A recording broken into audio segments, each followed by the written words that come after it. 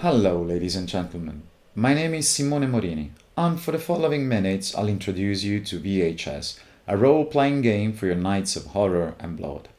VHS is an acronym for Very Horror Stories. It was inspired by classic horror stories from 70, 80, and 90, such as Nightmare on Elm Street, Hellraiser, The Thing, Alien, and many others.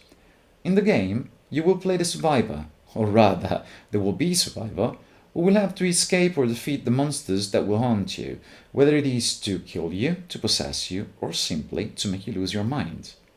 You will find yourself escaping into the woods, while a mad assassin armed with a knife is haunting you, or you will attempt to complete a ritual to send a demon back to its own dimension, or even trying to survive in a spaceship adrift in deep space with an alien on board. This and much more is VHS. Are you ready to press play and scream?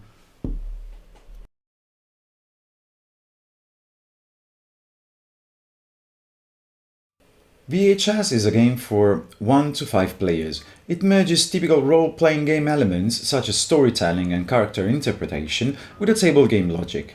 Everything you need to play the game is a character sheet, a pencil, and 2 6-sided dice. In its classic version, there will be a dungeon master in addition to the player. As in many RPG, he will manage the game session, interaction with NPC and monsters. The game involves also the use of maps, main set, and pawns.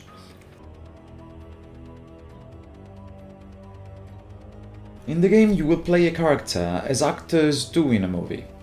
The character sheet, with all its special skills and information, is structured in the following way. In the top part of the sheet, you can find instability points, depicted by little brains. The wounds instead are depicted by little blood drops. Every time a character is injured, must feel a blood drop. If you feel every blood drop on your sheet, it means you are done. The horror prevailed on you. When you face gruesome visions, scary appearances, or extreme fear, you will have to fill the instability brains. When all your brains are filled, the character falls in a shock status. In order to explain what the shock status is, I'll show you the parameters, or rather, the 4 main characteristics that build the structures of the character. Parameters are strength, agility, mind, and charisma. The points for these characteristics are distributed into 3 columns. The first column with yellow numbers depicts your calm status.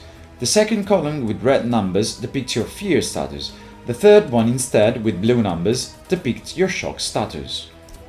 In fear status, 2 parameters go up and 2 go down. In the shock status instead, all 4 parameters go down. I wouldn't recommend you the shock status, believe me. Next to the parameters, you can find the special abilities, a character's unique skill that can be created ad lib following few simple guidelines. Just above, you can find traits and secondary skill, as suggested by the name between brackets, can be used to facilitate the escape, the movement, the fights, and so on. The traits highlighted in yellow can be used only when you are in a calm status. The one highlighted in red instead can be used just when you are in a fear status. When you are in your state of shock, however, you are not able to use your special ability. You only have the option to use a calm trait and a fear trait that will be chosen randomly. Below the traits, you can find your equipment, the list of utility that your character carries or find exploring the main set.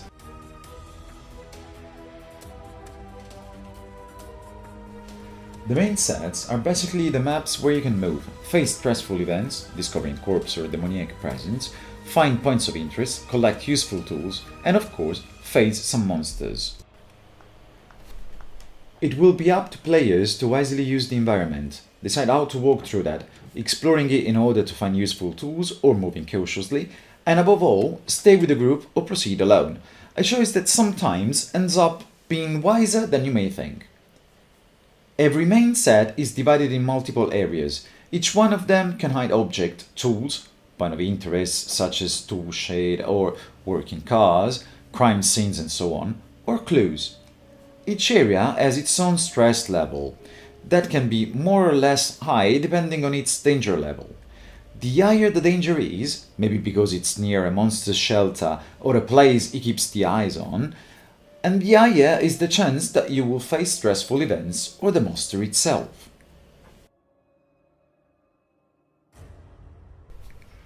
Monsters are the main, but not the only, opponent in VHS, and can be divided into living monsters, such as psycho assassins or creatures from other planets, dark creatures, such as vampires, werewolf, witches, or ancient sorcerer with paranormal powers, an entity, such as demons or haunted ghosts. Monsters, as well as characters, have their own sheets and traits beyond a fear counter that will be powered with the character's fear. Fear counter points can be used by the monster to unblock new traits, use its own special skills, and above all, to appear in the main set and block the characters. In this way, the monster can appear in every moment, drag the characters in his shelter and torture them, seize their bodies, and every other malevolence typical of horror villains.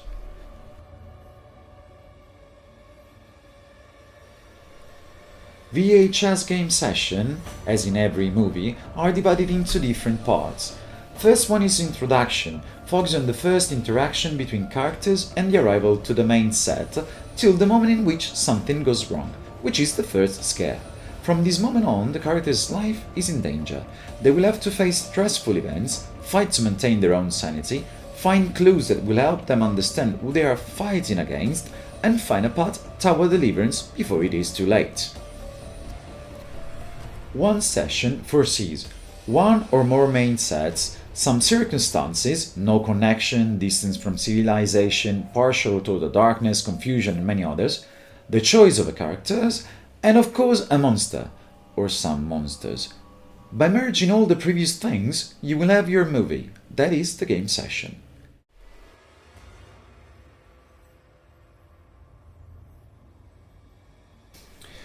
Even if it is a classic table RPG, based on the interaction between dungeon masters and player, VHS can also be played in a single-player mode, for a personal horror experience, where nobody can hear you scream. And its single-player mode changes the approach with the main set and with the monsters. Dynamics will be partially defined randomly and by the action of the player. Each pre-built film, including the manual, states if it can be played in a single-player mode. This choice depends on the importance the dungeon master holds in the session, particularly positioning some tool set or managing game events that in some film can't be left to chance.